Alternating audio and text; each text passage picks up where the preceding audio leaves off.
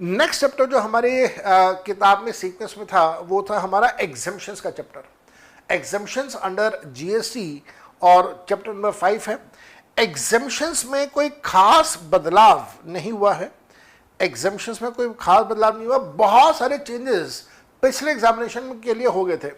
इस एग्जामिनेशन के लिए कोई बहुत ज़्यादा बदलाव, बहुत ज़्यादा चेंज नहीं है। एक क्लैरिफिकेशन इन्होंने दिया है। आपको याद है हम लोग सर्विसेज, गवर्नमेंट सर्विसेज के बारे में बात करते हैं और उसके लिए एंट्री नंबर 6 आता है। और यहाँ पे हम लोगों ने ये डिस्कशन किया कि जो भी services central government, state government, union territory की सर्विसेज हैं, लोकल अथॉरिटी की सर्विसेज हैं, वो एग्जेम्प्ट हैं, लेकिन कुछ को छोड़ दिया जाए। कुछ को छोड़ दिया जाए, क्या क्या छोड़ दिया? डिपार्टमेंट ऑफ पोस्ट छोड़ दिया, वेसल एंड एयरक्राफ्ट की सर्विसेज छोड़ दी जो पोर्ट एयरपोर्ट के ऊपर होती हैं, transportation of goods and passengers छोड़ दिया, और बाकी की जो एंटिटीज़, जो बिजनेस एंटिटीज़ को सर्विसेज दे रहे हैं उनको छोड़ दिया। तो ये सारी बातें ऑलरेडी हमें पता है। नाउ वन कंसेप्ट वाज कि जो गवर्नमेंट डिपार्टमेंट्स में, जो गवर्नमेंट के, अगर हम लोग बात करें मिनिस्ट्री ऑफ डिफेंस की बात करें, तो मिनिस्ट्री ऑफ डिफेंस में ना एयरफोर्स, नेवी, आर्मी, ये 3 ब्रांचेस हैं हमारी डिफेंस फोर्सेस की। इनके ऑफिसर्स के लिए कैंटीन सिस्टम होता है जिसको बोलते हैं मेस, MESS। अच्छा, मेस से याद आया मेरे को, मैंने क्लास के अंदर आपको ये बात बताई हुई है कि CA स्टार्ट करने से पहले I was wanting to go to army, और मेरा आर्मी में सिलेक्शन भी हो गया था। I was cadet, I was undergoing training at OTA in Chennai, पर समहाउ मैं उसे पूरा नहीं कर पाया किसी रीज़न से। मेरे को निकाल दिया गया निकाल दिया गया, और मैं वापस आके उसके बाद आके मैंने CA किया। तो वहाँ पे मैंने सीखा था कि एक वर्ड होता है ना मेस, MESS। तो मेस इज़ अ कैंटीन जहाँ पे ऑफिसर्स लोग बैठ के अपना ब्रेकफास्ट, लंच, डिनर वगैरह करते हैं, और जो स्नैक्स वगैरह हैं वो। तो मेस का फुल फॉर्म होता है, ये मैं अपने मन की मन घड़त बात नहीं बोल रहा कि मैंने अपने मन से बना दिया, ऐसा नहीं है। एक्चुअल में मेस का फुल फॉर्म होता है main of equal social status, man of equal social status. तो आर्मी, एयरफोर्स, नेवी के अंदर कोई हिंदू नहीं, कोई मुसलमान नहीं, कोई सिख नहीं, कोई दलित नहीं, कोई चूड़ा नहीं, कोई चमार नहीं, कोई मुची नहीं, कोई तेली नहीं, सब एक बराबर है। That is why it is main of equal social status. कोई धर्म जाति नहीं, कोई कुछ नहीं होता आर्मीज़ के अंदर, जो कि बहुत अच्छी बात है। एक और बात मैंने आपको क्लास के अंदर बताई थी, हम लोग अक्सर बोलते हैं ना, जब हार्ड ड्रिंक्स की बात करते हैं, खास तौर पर अगर हम लोग विस्कीज की बात करें तो उसको बोलते हैं पेग। एक पटियाला पेग हमने सुना है, पेग। तो जो पेग है इसका भी फुल फॉर्म है, अगेन ये पेग का फुल फॉर्म मैं अपनी मर्जी से नहीं बना रहा, this is pleasure evening,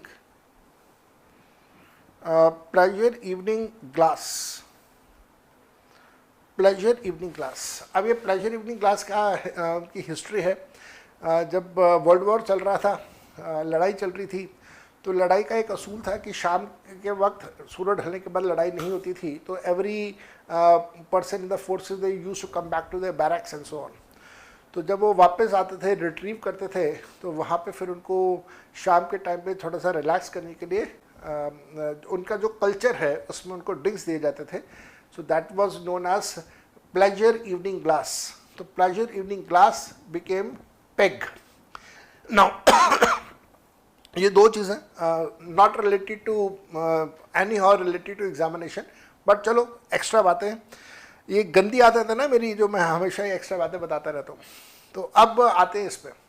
concept ये है कि जो मेस, MESS है, that is man of equal status, जो है इक्वल सोशल स्टेटस। तो मेस की जो सर्विसेज हैं, क्या उसके ऊपर टैक्स लगेगा या वो एग्जेम्प्ट रहेगा? तो इन्होंने एक सर्कुलर निकाला, that was circular in January 2023, and उसमें ये था कि मेस के अंदर जो आपको एकोमोडेशन सर्विसेज मिलती हैं, और वो जो सर्विसेज हैं देने वाला है एयरफोर्स मेस, या अदर सिमिलर मैसेजेस। सिमिलर के अंदर आपका जो नेवी एयरफोर्स है उनके बारे में बात कर रहे हैं, आर्मी की बात कर रहे हैं। आर्मी मेस है, नेवी मेस है, पैरामिलिट्री फोर्सेस हैं जैसे बीएसएफ फोर्सेस है या फिर बाकी की जो फोर्सेस हैं, पुलिस फोर्सेस में भी मेस होता है। यहाँ पे दिल्ली में सिविल लाइन्स आता है, सिविल लाइन्स में एक एम्बेसडर होटल है if I am not mistaken, तो उसके साथ में ही बहुत बड़ा दिल्ली पुलिस मेस बना हुआ है, बहुत बड़ा, उसके अंदर एक लॉन है और उसके अंदर बहुत सुंदर सा एक मेस बना हुआ है।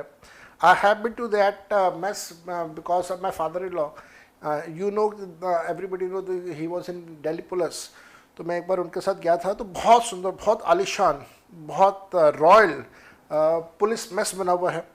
तो ये जो मेस के अंदर रहने की और खाने पीने की जो सर्विसेज दी जाती है अपने पर्सनल को, पर्सनल का मतलब है जो अपने ऑफिसर्स हैं उनको, जो कि बिजनेस एंटिटी नहीं है, अपने ऑफिसर्स को ये दे रहे हैं जो कि एक बिजनेस एंटिटी नहीं है, तो क्या वो एग्जेम्प्ट रहेगा? तो इन्होंने कहा यस, उसको हम लोग एग्जेम्प्ट रखेंगे क्योंकि वो services supplied by such messes they qualify to be considered as services by central government, state government, union territory and local authority. तो मेस की जो सर्विसेज हैं वो एग्जेम्प्ट रहती हैं। अच्छा, अब यहाँ पे एक बात आती है जो ये यहाँ पे लिखी हुई है that other than business entity, तो हाउ कम कि these services can be given to the business entity,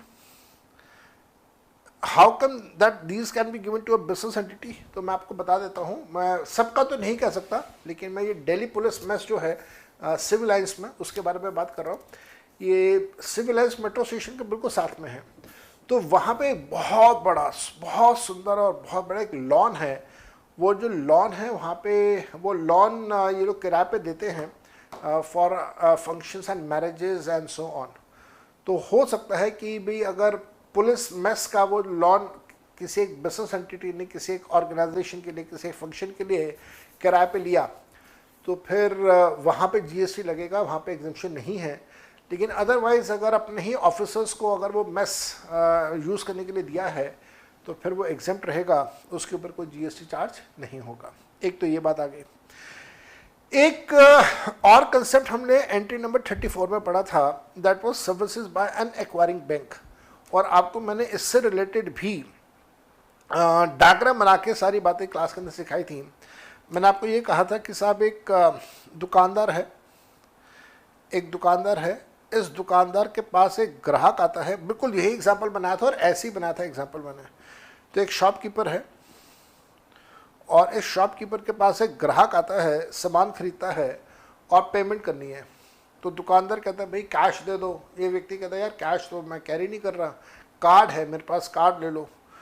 तो ये व्यक्ति इस दुकानदार को अपना कार्ड ऑफर करता है। कार्ड कौन सा? डेबिट कार्ड या क्रेडिट कार्ड, दोनों में से कुछ भी हो सकता है। हालांकि आउट ऑफ कंटेक्स्ट एक बात कर रहा हूँ भाई साहब, पिछले 2-3 सालों में जो बैंड बजाना डेबिट कार्ड का, ओए होए होए, मज़ा आ गया। डेबिट कार्ड का बैंड, क्रेडिट कार्ड की बात नहीं कर रहा है, क्रेडिट कार्ड अपना सर्वाइव कर रहा है, लेकिन जो डेबिट कार्ड का बैंड बजाना हमारे देश में वो इस वजह से क्योंकि यूपीआई सिस्टम बहुत ज़्यादा प्रेवलेंट हो चुका है, और किसी ने भी अगर पेमेंट्स करनी है तो वो अगर बैंक के थ्रू ही पेमेंट करनी है तो डेबिट कार्ड यूज़ कोई नहीं करता आजकल, हर कोई जो है वो अपना यूपीआई यूज़ करता है। हालांकि इसके एक्सेप्शनल केसेस मेरे घर के अंदर ही हैं। मेरी वाइफ जो है वो अभी तक डेबिट कार्ड यूज़ करे, वो उसने यूपीआई के साथ अपना बैंक को कनेक्ट नहीं करा है, अपना यूपीआई यूज़ नहीं कर रही है मेरी वाइफ। बट देन जनरली आम तौर पर जो लोग हैं वो डेबिट कार्ड्स यूज़ नहीं कर रहे हैं, यूपीआई को यूज़ कर रहे हैं। तो डेबिट कार्ड का तो बहुत बुरा हाल हुआ है जी पिछले 1.5-2 सालों में, शायद 3 सालों में। लेकिन वापस आते हैं, तो ये व्यक्ति क्या करता है, कार्ड ऑफर करता है दुकानदार को, और दुकानदार को ये बात पता है कि अगर मैं इसका कार्ड एक्सेप्ट नहीं करता तो ये मेरी दुकान से सामान नहीं खरीदेगा, कहीं और जाके सामान खरीदेगा। तो इस दुकानदार ने अपने पास एक कार्ड की मशीन लगा रखी है, और ये जो कार्ड की मशीन है ये एक सर्वर के साथ कनेक्टेड है किसी बैंक में, किसी बैंक में। तो जैसे ही ये ग्राहक अपना कार्ड ऑफर करता है, दुकानदार उस मशीन को यूज़ करके कार्ड को स्वैप करता है, तो पैसा इस बैंक के पास पहुंच जाता है। कुछ समय के बाद एक साइकिल बना हुआ है, शायद 48 घंटे का है या 1 हफ्ते का साइकिल है। कुछ समय के बाद ये बैंक इस दुकानदार को पेमेंट करता है। पेमेंट जब करता है तो ये पेमेंट करते समय कुछ पैसा कट कर लेता है, पेमेंट में से ये कुछ पैसा अपने सर्विस चार्जेस का कट कर लेता है। ये सर्विस चार्जेस कितने होंगे ये बहुत सारी बातों पे डिपेंड करता है, बहुत सारी बातें हैं जी। सर्विस चार्जेस कितने होंगे, सर्विस चार्जेस कितने होंगे वो डिपेंड करता है ये कार्ड कौन सा कार्ड है, क्या ये डेबिट कार्ड है या क्रेडिट कार्ड है, फिर ये वीज़ा का है या मास्टर कार्ड है। मतलब आपको इस लेवल तक बता रहा हूँ मैं, डेबिट कार्ड है, क्रेडिट कार्ड है, कौन सी कंपनी का है, वीज़ा का है, मास्टर कार्ड का है, और भी बहुत सारे फैक्टर्स हैं जिसपे ये 0.1% से लेके 2% तक के सर्विस चार्जेस चार्ज किए जाते हैं। हालांकि 2% किसी का भी नहीं है आजकल, बट चलो अक्सर दुकानदार कहता है जी 2% है। अब मान लो ये जो पेमेंट इस व्यक्ति ने करी है, इस व्यक्ति ने ये पेमेंट करी है 5,000 रुपये की, और 5,000 का 1% भी अगर निकालें तो 5,000 का 1% हो गया 50 रुपये, तो 50 रुपये काट के दुकानदार को कितना मिलेगा, दुकानदार को मिलेगा 4950। अब दुकानदार सोचता है कि यार ग्राहक मेरे सामने खड़ा हुआ है और मेरे को 4 दिन बाद पैसे मिलेंगे, वो भी 50 रुपये काट के 4,950 मिलेंगे। तो वो एक कोशिश ये करता है दुकानदार की, ग्राहक को कहता है भाई डेबिट कार्ड से मत दे, तू ना सीधा मेरे को यूपीआई से पेमेंट कर दे, स्कैन कोड कर ले और यूपीआई से पेमेंट कर दे।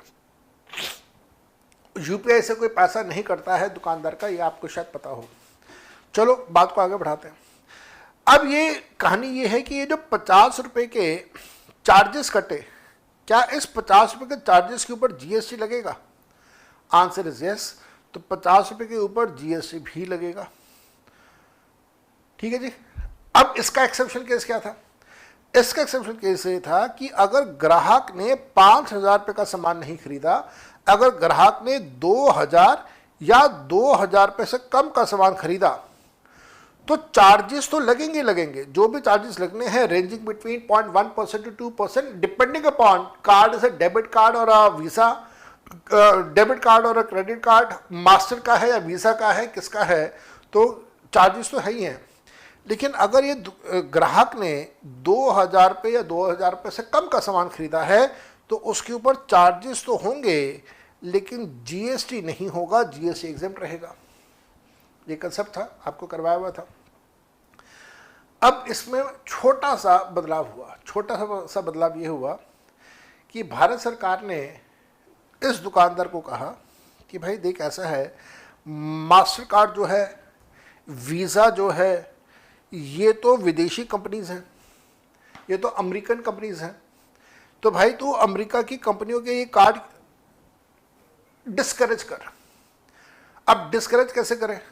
ये इस ग्राहक को बोले कि ग्राहक जी मैं आपका कार्ड ले लूँगा, एक्सेप्ट करूँगा, कोई दिक्कत नहीं है, अगर वो आरयू कार्ड है, मतलब जो इनका इंडिया का जो आरयू कार्ड और पेयू कार्ड जो हैं, अगर वो वाले कार्ड हैं तो मैं आपका वो कार्ड ले लूँगा, चाहे वो 2,000 का हो, 2,000 से ज़्यादा का ट्रांजैक्शन हो, मेरे को कोई परवाह नहीं। भारत सरकार ने इस बैंक को कहा कि अगर इंडियन कार्ड्स, जो इंडियन सिस्टम है, इंडियन कार्ड जो हैं, अगर वो है तो तुम दुकानदार को पूरा पैसा पे करोगे, तुम दुकानदार को पूरा पैसा पे करोगे, ये जो भी तुम कमीशन काट रहे हो या सर्विस चार्ज काट रहे हो या नहीं काटोगे। बैंक वाला कहता पागल हूँ क्या मैं पूरा सिस्टम भी चलाऊँ, मशीन भी दुकानदार को दूँ, पूरा ये सिस्टम भी चलाऊँ, और फिर तुम मेरे को बोलो कि तुम इसके ऊपर पैसे भी नहीं चार्ज करोगे? मैं पागल हूँ क्या? मैं क्यों इंडियन कार्ड्स को प्रमोट करूँगा? फिर मैं तो चाहूँगा कि वो मास्टर कार्ड या वीज़ा कार्ड ही हो, मेरे को पैसा तो मिले। तो हमारी भारत सरकार ने बैंक को कहा कि भाई देख ऐसा है, जो भी तेरी ये कमीशन है, जो भी तेरी ये सर्विस चार्जेस है ना, वो सर्विस चार्जेस हम तेरे को पे करेंगे, तो दुकानदार से कुछ मत ले। We will pay the money to you. You don't charge anything from the dukandar, and that way dukandar will insist on this grahak to not to use this master card and visa card. तो ग्राहक तक ये बात पहुंचानी है कि भाई तूने master card visa card use नहीं करना।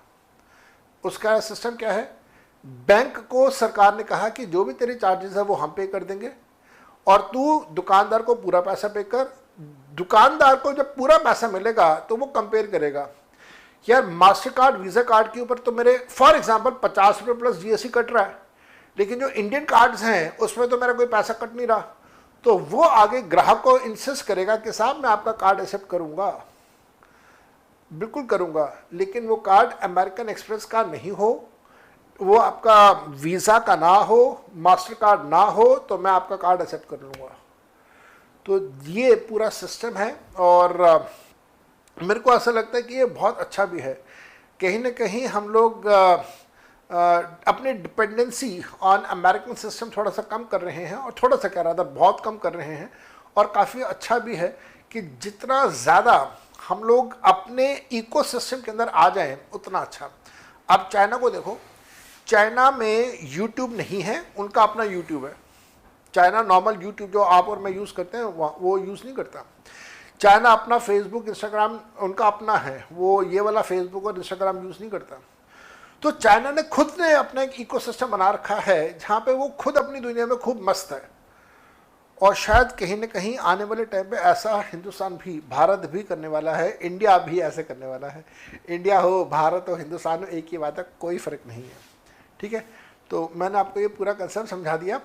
मैंने आपको ये पूरा कंसेप्ट समझा दिया। अब ज़रा इसको पढ़ लीजिए, अब इसको एक बार पढ़ लीजिए, ध्यान से पढ़ना।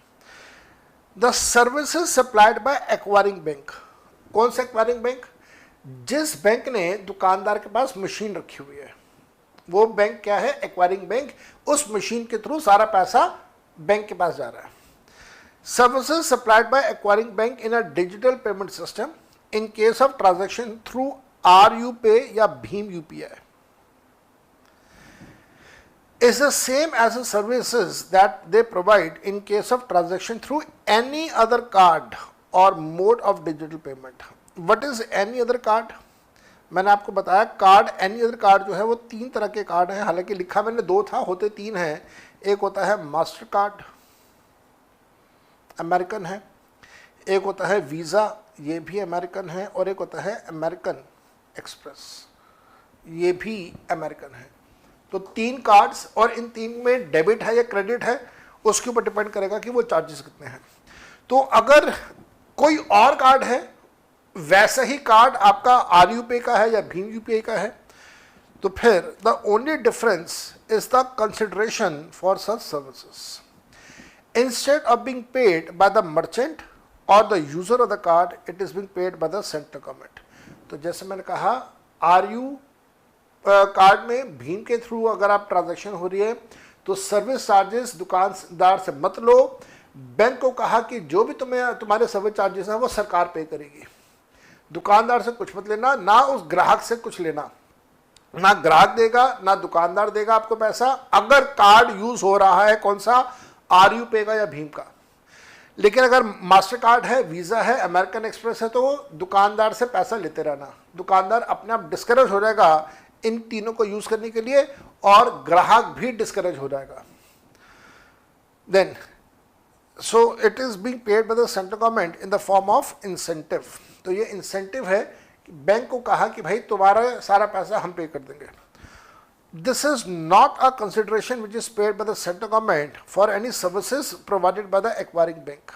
तो एक्वायरिंग बैंक मतलब जिसने अपनी मशीन दुकानदार के पास रखी है, उसको कोई ये कंसिडरेशन नहीं पे कर रहे, रादर एक तरह से सब्सिडी या एक तरह से इंसेंटिव पे कर रहे हैं।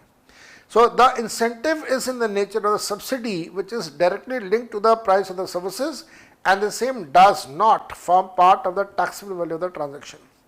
Thus, incentives which are paid by MeitY, MeitY is basically a Ministry of Electronics Information Technology to the acquiring banks under the incentive schemes for the promotion of RuPay debit cards and low value Bhim UPI transactions are in the nature of subsidy and thus they are not taxable. What is low value Bhim UPI? लिख लेना, value less than or equal to 2000। ठीक है, तो low value का यहाँ पे ये मतलब है, लो वैल्यू का यहाँ पे ये मतलब है। अच्छा, जो नेक्स्ट एरिया ऑफ अमेंडमेंट है हमारा, वो अमेंडमेंट है हमारा this entry number 12 which is relating to letting out of residential buildings ये बहुत ही ज़्यादा इम्पॉर्टेंट है, आपको कई बार क्लास के अंदर भी इसके बारे में बताया, और आपको ये भी साथ साथ में बताया कि इसके अंदर हाल फिलहाल में रिसेंट पास में अमेंडमेंट्स हुए हैं, और जब ये अमेंडमेंट्स हुए तो उसी समय ये समझ आ रहा था कि इन अमेंडमेंट्स की वजह से कन्फ्यूजन्स ज़्यादा होंगी और कहीं ना कहीं फ्यूचर में जाके फिर इसको और क्लैरिफाई करना पड़ेगा। और ये एक ट्रेंड सा दिखाई दिया पिछले 5-7 सालों में, शायद 10 सालों में, जब से ये बीजेपी की सरकार है, कि इनके बनाए हुए कानून जो है उसके अंदर कहीं ना कहीं कुछ ना कुछ कमी रह जाती है। लैंग्वेज में कभी कमी रह जाती है, कभी कंसेप्ट में कमी रह जाती है, जिसकी वजह से बार बार एक ही चीज़ से रिलेटेड अमेंडमेंट्स करने पड़ते हैं। That was not the case when before 2014 Congress was in the power and we had the finance ministers like Dr. Manmohan Singh, Chidambaram, Pranab Mukherjee. They were very strong in their law making और अपनी language के ऊपर बड़ी अच्छी पकड़ थी, but not that is the case with the BJP government. और जब भी ये लोग कई कानून बनाते हैं तो बड़ी लूज लैंग्वेज होती है और उसके मल्टीपल इंटरप्रिटेशंस निकलते हैं, जिसकी वजह से बार बार फिर क्लैरिफिकेशन देने पड़ जाते हैं। इसका एक सबसे अच्छा एग्जांपल आता है जब हम लोगों ने रिवोकेशन ऑफ कैंसलेशन की बात करी थी क्लासेस के अंदर, तो वहाँ पे हम लोगों ने ये किया था कि भाई जब किसी का रजिस्ट्रेशन कैंसिल हो जाएगा तो the person can not make a taxable supply, और फिर हमने ये डिस्कशन किया कि भाई अगर वो टैक्सेबल सप्लाई नहीं करेगा तो फिर अपने खर्चे कैसे पूरे करेगा, रेंट कैसे देगा, और वो सारी चीज़ें, बिजली का बिल कैसे देगा, स्टाफ को सैलरी कैसे देगा, तो फिर दिक्कत आएगी बहुत ज़्यादा। और ये बात आहिस्ता आहिस्ता बाद में सरकार को समझ आई, फिर सरकार ने बाद में क्लैरिफिकेशन दिया कि टैक्सेबल सप्लाई नहीं कर सकता है, इससे हमारा मतलब ये है कि वो टैक्स इनवॉइस इशू नहीं कर सकता है। अब ये कितनी स्टूपिड सी बात है कि तुम लॉ की लैंग्वेज में कुछ लिखते हो और जब वो तुम्हारे गले वापस पड़ जाती है तो तुम अपनी बात को कैसे ट्विस्ट करते हो। तो वैसे ही कुछ इस बार इनका यहाँ पे भी हुआ, जब लेटिंग आउट ऑफ रेसिडेंशियल यूनिट्स के बारे में हम लोग बात करते हैं, तो यहाँ पे बात यही थी कि साहब अगर इन्होंने पहले ये कहा कि अगर किसी टैक्सेबल पर्सन को अगर आपने रेसिडेंशियल यूनिट लेट आउट किया तो वहाँ पे एग्जम्पशन नहीं मिलेगा, टैक्सेबिलिटी आ जाएगी। लेकिन फिर बात यहाँ पे ये आई कि अगर कोई टैक्सेबल पर्सन अपने यूज़ के लिए कोई प्रॉपर्टी किराए पे ले रहा है तो क्या वहाँ पे भी जीएसटी लगेगा। तो उस समय ये समझ आ रहा था कि यार लैंग्वेज बड़ी लूज लिखी हुई है, शायद इंटेंट ऐसा नहीं है, तो लैंग्वेज को ठीक कर देना चाहिए। थैंकफुली इनको अक्ल आई और इन्होंने लैंग्वेज को ठीक किया, और यहाँ पे इन्होंने जो एंट्री नंबर 12 था उसमें ये क्लैरिफिकेशन दी थी, जिसके बारे में क्लास में भी हम लोगों ने डिस्कस किया था कि साहब ये जो एग्जेम्पशन वाली एंट्री है उसके अंदर हम लोग किसको कवर करेंगे, हम लोग उसके अंदर कवर करेंगे रेसिडेंशियल ड्वेलिंग्स का रेंटिंग जो कि एक रजिस्टर्ड पर्सन को हो रहा हो, जहाँ पे वो रजिस्टर्ड पर्सन टैक्सेबल पर्सन जो है अगर वो प्रोप्राइटर है, सोल प्रोप्राइटर है, जैसे मैं प्रोप्राइटर हूँ, और वो अगर प्रोप्राइटरशिप कंसर्न के नाम पे ले रहा है या एज ए प्रोप्राइटर अगर कोई प्रेमिसेस को किराए पे ले रहा है अपने यूज़ के लिए, अपने रहने के लिए, अपने बीवी बच्चों के रहने के लिए, तो फिर उसके ऊपर कोई एग्जम्पशन, उसके ऊपर कोई जीएसटी नहीं लगेगा और वो 100% एग्जेम्प्ट रहेगा। और फिर उन्होंने उसको और क्लैरिफाई कर दिया कि साहब वो पर्सनल कैपेसिटी में ले रहा है, वो अपने अकाउंट पे ले रहा है, वो प्रोप्राइटरशिप कंसर्न के लिए यूज़ नहीं करेगा एंड सो ऑन। अब आपको याद है मैंने यही बात आपको सैलरी के चैप्टर में बताई थी, उसको फिर मैंने रिलेट किया था बिजनेस एंड प्रोफेशन के चैप्टर में भी, और उसी को रिलेट कर रहा हूं यहाँ पे जीएसटी में भी। एक बार बिजनेस एंड प्रोफेशन की बात करते हैं। बिजनेस एंड प्रोफेशन के चैप्टर में जब इनकम टैक्स हम लोगों ने पढ़ा था तो वहाँ पे हम लोग डेप्रिसिएशन रेट्स के बारे में बात करते हैं, सेक्शन 32 और साथ में rule number 5, income tax rule number 5, वहाँ पे डेप्रिसिएशन के रेट्स गिवन हैं। हम लोग बात करते हैं बिल्डिंग को 3 कैटेगरी में डिवाइड किया, residential building, non residential building और टेम्परेरी बिल्डिंग। टेम्परेरी बिल्डिंग का rate of depreciation 40%, non residential का 10%, रेसिडेंशियल का 5%। अब रेसिडेंशियल बिल्डिंग का रेट ऑफ डेप्रिसिएशन 5% है। कौन सी रेसिडेंशियल बिल्डिंग? तो एज ए स्टूडेंट आप लोगों के साथ जब मैं इंटरेक्ट कर रहा था अपनी लाइव क्लासेस में, तो आपने कहा सर वो रेसिडेंशियल बिल्डिंग जो व्यक्ति अपने रहने के लिए इस्तेमाल कर रहा है। यार अगर एक व्यक्ति अपने रहने के लिए कोई बिल्डिंग इस्तेमाल कर रहा है वो तो पर्सनल यूज हो गया। अब क्योंकि वो पर्सनल यूज है तो पर्सनल एसेट्स के ऊपर तो डेप्रिसिएशन होता ही नहीं है। तो फिर यहां पे रेसिडेंशियल बिल्डिंग का मतलब क्या हुआ? यहां पे रेसिडेंशियल बिल्डिंग का मतलब है वो रेसिडेंशियल बिल्डिंग जो एक व्यक्ति ने किराए पे लिया अपने स्टाफ मेंबर्स के लिए, और स्टाफ मेंबर्स उसमें रह रहे हैं, और इसी को सैलरी में हम लोग बोलते हैं रेंट फ्री एकोमोडेशन, आरएफए। तो आरएफए के केस में एक एम्प्लॉयर एक बिल्डिंग किराए पे लेता है अपने एम्प्लॉयज के रहने के लिए।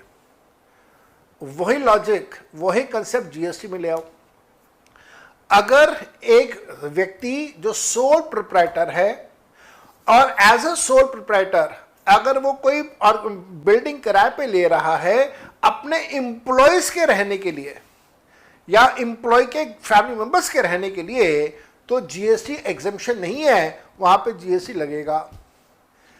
लेकिन अगर वो व्यक्ति बीइंग अ प्रोप्राइटर अगर वो किराए पे कोई बिल्डिंग ले रहा है और अपने रहने के लिए ले रहा है, तो फिर जीएसटी एग्जेम्प्ट रहेगा, वहां पे टैक्सेबिलिटी नहीं होगी। और यही बातें आपके साथ क्लास में भी करी हुई हैं। मेरे को यहाँ पे ये याद आता है कि मैंने अपनी क्लास के अंदर आपको अपना जीएसटी नंबर दिखाया था, एक बार फिर से देख लीजिए। ये मेरा जीएसटी का रजिस्ट्रेशन सर्टिफिकेट है, और अगर आप ध्यान से देखें तो यहाँ पे लिखा हुआ है I am a sole proprietor, PROP लिखा हुआ ना, proprietorship. I am a proprietor of the organisation called Gyan Gurukul. अब अगर मैं इसी से रिलेट करके आपको एग्जाम्पल करवा दूँ यहाँ पे एक छोटा सा, तो आपके लिए भी चीज़ें थोड़ी आसान हो जाएंगी, मेरे लिए तो वैसे आसान तो है ही है। तो कहाँ, हाँ ये रहा, यहाँ पे मैं एक छोटा सा आपको एग्जाम्पल दे देता हूँ, just for a better understanding of the topic. आपको एक एग्जाम्पल यहाँ पे दे देता हूँ मैं। यहाँ पे आप लिखिएगा, Jaspreet Singh Johar is a sole proprietor of Gyan Gurukul classes, GGC मैं कहता हूँ इसे शॉर्ट में, जीजीसी इज ज्ञान गुरुकुल क्लासेस। तो Jaspreet Singh Johar is a sole proprietor of Gyan Gurukul classes, and being a sole proprietor I am registered under GST as a sole proprietor। तो मैंने आपको अपना रजिस्ट्रेशन सर्टिफिकेट भी दिखा दिया। अब मैंने क्या किया, टेकन फ्लैट ऑन रेंट। मैं एक फ्लैट किराए पे ले रहा हूं, और जब मैंने ये फ्लैट किराए पे लिया तो दो ऑब्जेक्टिव्स हो सकते हैं, दो पर्पस हो सकते हैं, for use by Jaspreet Singh Johar and family, या और फैमिली कुछ भी लिख दीजिएगा, एंड फिर हो सकता है for use by employee of Jaspreet Singh Johar, जो मेरा एम्प्लॉय है, एम्प्लॉय ऑफ JSJ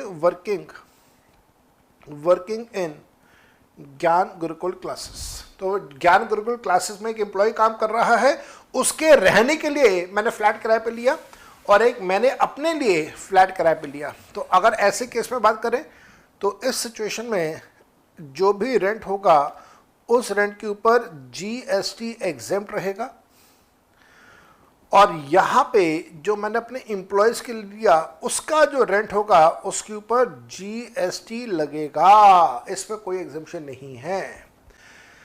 यही बातें तो क्लास में भी करी थी, पहले भी यही बातें करी हैं क्लास के अंदर ऐसे ही सारी बातें समझाई हैं। और प्लीज़ यहाँ पे आप इस बात को समझो, एक्सेप्ट करो कि इनकम टैक्स और जीएसटी दोनों एक दूसरे के साथ कनेक्टेड हैं। जैसे मैंने अभी आपको यहाँ पे समझाया कि भाई कौन सी बिल्डिंग की बात हो रही है, और डेप्रिसिएशन का रेट 5% कहाँ पे, 10% कहाँ पे, और फिर एम्प्लॉय का रेंट फ्री अकोमोडेशन सैलरी के साथ, तो सारी बातें देखो कैसे एक दूसरे के साथ इंटरकनेक्टेड हैं। तो चलो अब आपको ये वाला कंसेप्ट समझ आ गया है फर्स्ट क्लास तरीके से। एक और कंसेप्ट है एग्जेम्पशंस में ही, जो कि एंट्री नंबर 23A के अंदर है, जहां पे हम लोग बात किया करते थे toll charges for use of road. Access लिखा हुआ है, एक्सेस का मतलब होता है यूज, ACCESS, एक्सेस का मतलब होता है अलाउ टू यूज। तो किसी सड़क को इस्तेमाल करना, किसी ब्रिज को इस्तेमाल करना, उसके लिए जब हम लोग एन्युटीज की बात करते हैं, टोल्स की बात करते हैं, तो टोल से रिलेटेड हमारे पास एंट्री नंबर 23 हुआ करता है या था, जैसे भी आप कहें। और जो एन्युटीज हैं, एन्युटीज के लिए हमारे पास 23A है। अब आपको याद होगा, नहीं है याद तो सुन लेना, मैं आपको सारी बात बता देता हूं। मैं आपको वैसे याद होना चाहिए क्योंकि क्लास के अंदर इसके बारे में बहुत डिटेल में डिस्कस किया था, और मेरे को याद आता है कि आपने उस समय मेरे को बहुत अप्रिशिएट भी किया था। आपको याद होगा मैंने क्लास में डिस्कस किया था कि रोड्स के लिए, ब्रिजेस के लिए, ब्रिजेस के लिए और ऐसे बहुत सारी चीज़ों के लिए हमारी भारत सरकार ने कंसेप्ट इंट्रोड्यूस करा था। भारत सरकार में नहीं, मैंने कहा था डॉक्टर मनमोहन सिंह ने एक कंसेप्ट इंट्रोड्यूस करा था, बूट। और इस कंसेप्ट को बहुत सारे और देशों ने भी इंप्लीमेंट करा। सिंगापुर ने इंप्लीमेंट करा बूट का कंसेप्ट। What is BOOT? BOOT is build, own, operate and then transfer. आपको याद है मैंने आपको ये कंसेप्ट ऐसे बताया था कि जब डॉक्टर मनमोहन सिंह थे और उसके बाद फिर चिदम्बरम साहब और फिर बाकी सब, इन्होंने ये कंसेप्ट को बड़े अच्छे से इंप्लीमेंट करा। और इन्होंने प्राइवेट सेक्टर्स को कहा कि साहब इंफ्रास्ट्रक्चर बनाना है, सड़कें बनानी है, हाईवे बनाने हैं, ब्रिजेस बनाने हैं, एयरपोर्ट बनाना है, पोर्ट्स बनाने हैं, पर पैसा नहीं है। बनाना है, काम करना है, पैसा नहीं है। तो प्राइवेट पार्टीज को कहा कि भाई आप बना दो। प्राइवेट पार्टी कहती है ठीक है जी बना देंगे। फिर भारत सरकार ने कहा भाई जो आप बनाओगे ना उसको आप ही ओन कर लेना। तो प्राइवेट पार्टीज ने पहले पूछा भाई हम क्यों बनाए, ये तो सड़क बनाना, ब्रिज बनाना, एयरपोर्ट बनाना सरकार का काम है। तो मनमोहन सिंह सरकार ने कहा कि भाई पैसे तो नहीं है हमारे पास, पैसे होते तो हम बना देते हैं, हमारे पास पैसे नहीं है, आपके पास पैसे आप बना दो। तो प्राइवेट पार्टीज ने कहा कि भाई हम क्यों बनाएं, पागल हैं क्या हम लोग। तो डॉक्टर मनमोहन सिंह ने कहा नहीं यार तुम पागल नहीं, तुम बहुत समझदार हो, तुम बनाओ, तुम ही इसके मालिक हो, ओनरशिप भी तुम्हारे पास है, इसे ऑपरेट भी तुमने करना है। दैट मीन्स जो हाईवे बनाया उसको ऑपरेट भी तुम करो, खड्डे हैं तुम ही भरो, लाइटें तुम लगाओ, जो पेड़ वगैरह लगाने हैं सब कुछ तुम लगाओ, सारा डे टू डे ऑपरेशन तुम्हारे पास है। और जब ओनरशिप तुम्हारे पास है, जब इस सड़क की, इस हाईवे की, इस ब्रिज की ओनरशिप तुम्हारे पास है तो ये चीज़ तुम्हारी है। और अगर कोई दूसरा व्यक्ति तुम्हारी चीज़ को इस्तेमाल करेगा तो उसे किराया लेते हो, वैसे इसका लिए सड़क के लिए किराया ले लेना। तो जब भी कोई व्यक्ति कोई स्कूटर, कार, बाइक, बस, ट्रैक्टर, कोई भी आपकी सड़क, आपके ब्रिज को इस्तेमाल करेगा तो किराया ले लेना, क्योंकि आपकी सड़क वो इस्तेमाल कर रहा है। जो किराया है उसको कहा गया टोल चार्जेस ले लेना। और फिर बात यहाँ पे ये आई कि जो टोल चार्जेस है इसके ऊपर जीएसटी नहीं लगेगा, ये जीएसटी एग्जेम्प्ट रहेगा। डे टू डे ऑपरेशंस भी तुम्हारे हाथ में रहेंगे। और जब तुम्हारा पैसा सारा रिकवर हो जाए, कॉस्ट रिकवर हो जाए, एक नोशनल इंटरेस्ट रिकवर हो जाए, तुम्हारा प्रॉफिट मार्जिन रिकवर हो जाए एक पर्टिकुलर टाइम पीरियड के बाद, तो वो सड़क, वो ब्रिज, वो हाईवे जो तुमने बनाया उसकी ओनरशिप सरकार के नाम पे ट्रांसफर कर देना। और इसी वजह से हमने देखा कि बहुत सारी जगहों पे जहाँ पे पहले टोल होते थे वहाँ से अब टोल हटा दिए गए हैं। उसके पीछे का कारण ये था।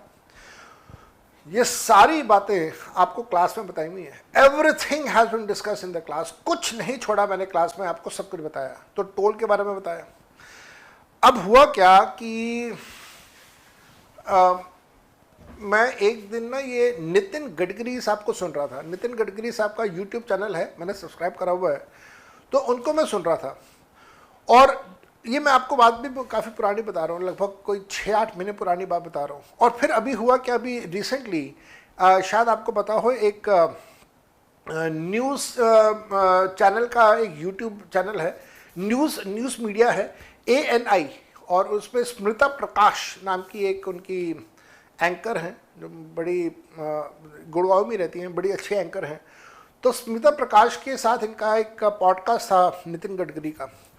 तो उसके अंदर भी इन्होंने समझाया, पहले भी समझाया था, और इन्होंने कहा कि साहब जो हम लोग अभी प्राइवेट पार्टीज के साथ काम करते हैं वो 3 तरह से काम होता है। एक होता है ECP, एक तो बूट जो मैंने आपको क्लास के अंदर बूट समझाया ही था, और तीसरा इन्होंने कहा है HAM। तो ECP जो है वो है इंजीनियरिंग, कमीशनिंग और प्रोक्योरमेंट। इंजीनियरिंग, कमीशनिंग और प्रोक्योरमेंट का मतलब सारा काम प्राइवेट पार्टीज कर रही हैं, everything is been done by the private parties. उसके अंदर बिल्कुल भी कहीं पे कुछ भी सरकार के इन्वॉल्वमेंट नहीं है। Then we have the concept of BOOT. यहाँ पे सरकार की इन्वॉल्वमेंट इस सेंस में आती है कि एक पर्टिकुलर टाइम पीरियड के बाद जब उनकी सारी कॉस्ट रिकवर हो जाती है तो the project gets transferred to the government, not in the case of ECP। BOOT में वो ओनरशिप सरकार के पास जाती है। And then we have HAM, that is hybrid annuity model.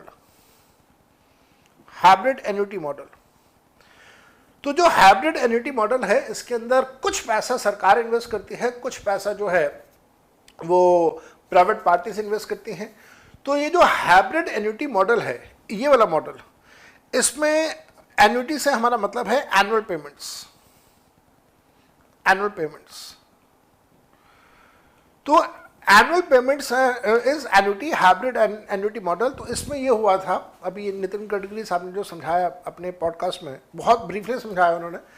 तो उन्होंने कहा कि सब ये जो हाइब्रिड एन्युटी मॉडल है इसके अंदर जो टोल का पैसा है वो सरकार कलेक्ट करती है, और प्राइवेट पार्टीज को इस चीज़ में ऑब्जेक्शन था कि टोल का पैसा प्राइवेट पार्टीज ये सरकार क्यों ले रही है। तो सरकार ने फिर साथ में ये कहा कि भाई हम आप उसके बदले में आपको पैसा दे रहे हैं और एनुअल बेसिस पे, और जो आपने पैसे इन्वेस्ट किया हुआ है उसकी भी हम आपकी वापसी कर रहे हैं। तो उससे रिलेटेड कुछ डिस्प्यूट्स आए इनके कि टोल पे कब GST होगा, कब नहीं होगा, कितना टोल क्या, एंड सो ऑन। वो जो डिस्प्यूट्स आए उससे रिलेटेड फिर इनका एक हाई कोर्ट में केस भी चला। वो हाई कोर्ट में केस एक तो इस बात का लेके था, और एक बीच में ऐसा हुआ कि जो CBIC है, जो हमारा सेंट्रल बोर्ड है, उन्होंने एक सर्कुलर इशू करा था which was giving clarification regarding the GST on hybrid annuity model. तो उस सर्कुलर के खिलाफ भी हाई कोर्ट का में केस था। तो हाई कोर्ट में सर्कुलर को स्क्वैश करते हुए गवर्नमेंट के अंगेसिक रूलिंग आ गई, और फिर उसको नलिफाई करने के लिए इन्होंने क्या कर दिया कि अब क्योंकि इतनी खिचड़ी बन चुकी है और इतना सब कुछ हो चुका है, तो इन्होंने फिर आगे ये एन्युटी मॉडल को ही एक तरह से ख़त्म करने के बारे में विचार बनाया, और उसका जो GST है उसके ऊपर भी कुछ जो प्रॉब्लम्स आ रही थी। तो एन्युटी मॉडल का सिस्टम का जो एग्जेम्पशंस हैं वो पूरा का पूरा ही स्क्रैप कर दिया। तो एंट्री नंबर 23A, मैं इसमें ना बहुत सारी बातें बताना चाह रहा हूँ, खुल के बताना चाह रहा हूँ, लेकिन मैं नहीं बोल रहा खुल के। मैं आपने देखा होगा बोलते बोलते मैं रुक जाता हूँ, हेजिटेट कर जाता हूँ। उसके पीछे कारण ये है कि बहुत सारी बातें पता हैं, कुछ बातें क्लास के अंदर बताई हुई हैं, लेकिन अब मेरे को कई बार ऐसा फील होता है कि स्टूडेंट्स ना वो सुनना ही नहीं चाहते, और ऐसा फील होता है कि बताने का फ़ायदा भी नहीं होता। उनको स्टूडेंट को एंड रिजल्ट चाहिए होता है कि सर छोड़ो बकवास, छोड़ो बैकग्राउंड, छोड़ो हाई कोर्ट के केसेस, छोड़ो सर्कुलर की बातें, छोड़ो सारे मॉडल, ये बताओ एग्ज़ाम में क्या करना है। तो अगर इतनी सी बात बोलूं कि साहब पहले access that is allowed to use a road और a bridge on the payment of annuity, जो कि पहले एग्जेम्प्ट हुआ करता था, अब वो एग्जेम्पशन विड्रॉ हो गया है, अब एग्जेम्पशन नहीं मिलेगा। उसकी वजह का बहुत सारा बैकग्राउंड है। अगर आप इंटरेस्टेड हैं तो आप थोड़ा सा पॉडकास्ट सुनिए नितिन गडकरी साहब के, वहाँ से आपको बहुत सारे आइडियाज़ मिलेंगे कि मॉडल कैसे काम करते हैं, मॉडल्स में कहाँ पे क्या दिक्कतें आ रही थी, जिसकी वजह से इनको अल्टीमेटली ये एग्जेम्पशन ही पूरा का पूरा स्क्रैप करना पड़ा। कुछ सर्कुलर्स की बात हुई बीच में, कुछ हाई कोर्ट्स के जजमेंट्स की बात हुई बीच में, एंड सो ऑन। तो ये हो गया जी हमारे पास। अब आज की पोजीशन ये है, जब मैं ये क्लास रिकॉर्ड कर रहा हूँ उस समय की पोजीशन ये है कि एन्युटी बेस्ड मॉडल जो था, जो बेसिकली HAM मॉडल जो था, हाइब्रिड एन्युटी मॉडल, उसके थ्रू उससे रिलेट करते हुए जो एग्जेम्पशंस पहले मिल रहे थे अब वो एग्जेम्पशंस नहीं मिलेंगे, वो टैक्सेबल हो जाएंगे। अच्छा, अब एक और मुद्दा आया, देखो जैसे जैसे वक्त आगे बीता ना, ये मुद्दे आते रहते हैं एक मुद्दा आया एंट्री नंबर 66 पे। ये मुद्दा कहाँ पे आया, जरा उसको भी एक बार समझते हैं। दिल्ली यूनिवर्सिटी की बात करता हूँ, मैं बार बार दिल्ली यूनिवर्सिटी की बातें कर रहा हूँ। दिल्ली यूनिवर्सिटी में अगर आपने एडमिशन लेना है, दिल्ली यूनिवर्सिटी के किसी भी कॉलेज में अगर आपको एडमिशन लेना है, तो अब आपको एक एंट्रेंस टेस्ट में स्कोर करना होगा जिसका नाम है CUET। और दिल्ली यूनिवर्सिटी में क्यों बोल रहा हूँ, क्योंकि ये सेंट्रल गवर्नमेंट की यूनिवर्सिटी है। और सिर्फ DU नहीं, ऐसी हमारे पूरे हिंदुस्तान में बहुत सारी सेंट्रल यूनिवर्सिटीज हैं which are being controlled by the central government. तो दिल्ली यूनिवर्सिटी में इन्होंने खास तौर पर, मैं DU बोलूँगा क्योंकि मैं दिल्ली से बिलोंग करता हूँ, तो बहुत सारी बातें दिल्ली से रिलेट करती हैं, इमोशंस अटैच रहते हैं, तो मैं DU की बात कर रहा हूँ यहाँ पे। एंड देन बहुत सारे स्टूडेंट DU के भी हमारी इस क्लास को देखेंगे, सुनेंगे। तो DU में ऐसा हुआ कि 2022 में इन्होंने न्यू एजुकेशन पॉलिसी इंट्रोड्यूस कर दी, NEP इंट्रोड्यूस कर दिया, न्यू एजुकेशन पॉलिसी। और न्यू एजुकेशन पॉलिसी में फ्रीडम रहती है बहुत सारे सब्जेक्ट्स में से पिक एंड चूज़ करने की। लाइक हम लोग किसी बुफे सिस्टम में जाते हैं, तो बुफे में 10 तरह की चीज़ें हैं, तो आपकी मर्जी है भाई उन 10 में से आप 10 के 10 खाना चाहते हो, 8 खाना चाहते हो, पिक एंड चूज़ आप कुछ भी कर सकते हो। तो ऐसे ही न्यू एजुकेशन पॉलिसी में there is a buffet of subjects, उसमें से आप कौन सा सब्जेक्ट चूज़ करना चाहते हो वो आप चूज़ करके वो पढ़ सकते हो। तो ये पॉसिबल है कि कॉमर्स वाला स्टूडेंट लेटर से हिस्ट्री का एक सब्जेक्ट भी साथ में पढ़ रहा है, या साइंस वाला स्टूडेंट इकोनॉमिक्स पढ़ रहा है, तो ये पॉसिबल है। ऐसा हम लोग सुना करते थे in the developed countries like US, Canada, Germany, France, Australia, कि उनके एजुकेशन सिस्टम में ऐसा होता है। अब वही चीज़ यहाँ पे भी इंट्रोड्यूस होगी DU के अंदर। न्यू एजुकेशन पॉलिसी आ गई 2022 में। अब DU और DU जैसी और बहुत सारी सेंट्रल यूनिवर्सिटीज में एडमिशन लेना है, तो आपको एक टेस्ट देना होगा CUET के नाम से, सेंट्रल यूनिवर्सिटी एलिजिबिलिटी टेस्ट शायद, या एंट्रेंस टेस्ट, यही है। सेंट्रल यूनिवर्सिटी जो सेंट्रल गवर्नमेंट कंट्रोल करती है, सेंट्रल यूनिवर्सिटी एंट्रेंस टेस्ट। अब ये जो CUET था, ये पहले कंडक्ट कर रहा था UGC, यूनिवर्सिटी ग्रांट्स कमीशन, और फिर यूनिवर्सिटी ग्रांट कमीशन ने CUET होल्ड करना बंद कर दिया, तो CUET नेशनल टेस्टिंग एजेंसी ने होल्ड करना स्टार्ट कर दिया। तो पिछले 2 साल से, दैट इज 2022 से, जब से NEP इंट्रोड्यूस हुआ, तो नेशनल टेस्टिंग एजेंसी है जो कि हमारी एक सेंट्रल गवर्नमेंट की एजेंसी है, वो अब CUET का टेस्ट कंडक्ट करती है। और आपको पता है ये इस साल तो फिर भी स्मूथ ही चला, पिछले साल बड़ी दिक्कत आई थी। पिछले साल जो कैंडिडेट्स गए टेस्ट देने के लिए, वो सेंटर पे पहुंचे तो पता चला वहाँ पे कनेक्टिविटी नहीं आ रही, टेस्ट नहीं हो पा रहा। कई बार ऐसा हुआ कि स्टूडेंट टेस्ट दे रहे हैं तो बीच में सिस्टम कोलैप्स कर गया, उनको दोबारा टेस्ट देना पड़ा, बहुत प्रॉब्लम्स आई। लेकिन इस साल मेरे ख्याल से everything went of very well, and hopefully आगे भी सब अच्छा चलता रहे। इसी प्रकार से ये जो एजेंसी है NTA, ये इन्होंने अब जो वो साइंस में जो नीट और JEE के एग्ज़ाम्स है ना, जो JEE है वो तो एंट्रेंस एग्जामिनेशन है इंजीनियरिंग के लिए, और जो नीट है वो मेरे ख्याल से if I am not mistaken तो मेडिकल के लिए है। And do correct me if I go wrong somewhere. तो ये JEE और नीट के जो एग्जाम्स है वो भी कंडक्ट करने की बॉडी कौन सी है? NTA। तो ये हिट एग्जाम्स कंडक्ट कर रहे हैं। तो अब इशू ये है कि पहले तो जब UGC था तो UGC को फीस पे करते थे, वो टेस्ट कंडक्ट करता था। अब NTA बीच में आ गया, तो क्या NTA भी एक एजुकेशनल बॉडी है जिसको हम लोग पैसा दे रहे हैं, तो उस पैसे के ऊपर GST एग्जेम्प्ट रहेगा? सो इशू क्या है पहले वो समझो। इशू ये है कि जो NTA नेशनल टेस्टिंग एजेंसी है, और ऐसी और कोई अगर एजेंसी है, जैसे फॉर एग्जांपल पहले UGC होता था, अब UGC की जगह NTA आ गया, और ये टेस्ट कंडक्ट किसका कर रहा है? CUET, जो कि सेंट्रल यूनिवर्सिटी एग्जामिनेशन टेस्ट है या एलिजिबिलिटी टेस्ट है, व्हाटएवर ई से मेरे को ध्यान नहीं आ रहा क्या है। तो ये जो ऑर्गेनाइजेशन है, ये जो बॉडी है NTA, ये अब स्टूडेंट्स के लिए एंट्रेंस टेस्ट ऑर्गेनाइज कर रही है जिसके लिए पैसा चार्ज करते हैं। तो क्या इनके पैसे के ऊपर GST लगेगा या नहीं लगेगा? क्या ये एंट्री नंबर 66 में कवर होंगे, एग्जेम्प्ट हो जाएगा या नहीं होगा, ये मुद्दा है, ये मुद्दा है। ठीक है, तो अब यहाँ पे ये मुद्दा जो है वह मैं सारी बातें डिस्कस नहीं कर रहा। एंट्री 66 ये कहता है कि जो प्रोस्पेक्टिव स्टूडेंट हैं उनके एंट्रेंस के लिए, उनके एंट्रेंस या एडमिशन्स के लिए, उनके एंट्रेंस टेस्ट के लिए, एडमिशन के टेस्ट के लिए कोई पैसा अगर चार्ज किया जाता है तो वो एग्जेम्प्ट रहेगा। तो fees charged from the prospective students for the entrance और एडमिशन्स जो भी होगा उसके ऊपर उसे एजुकेशन इंस्टीट्यूट के तौर पे एग्जेम्पशन दिया गया है। It is covered by the exemption, exemption है वहाँ पे।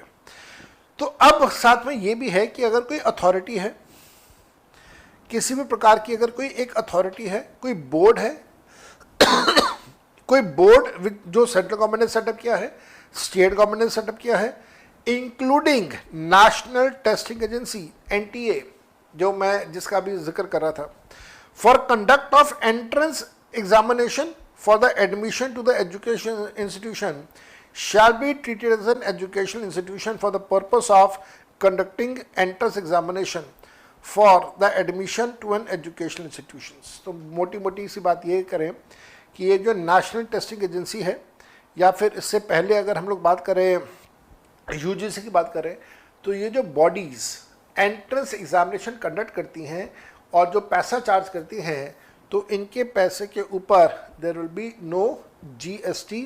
अगर आपने लिखना हो यहाँ पे तो एक छोटी सी बात लिख देना, फीस चार्ज बाय UGC या national Testing agency for conducting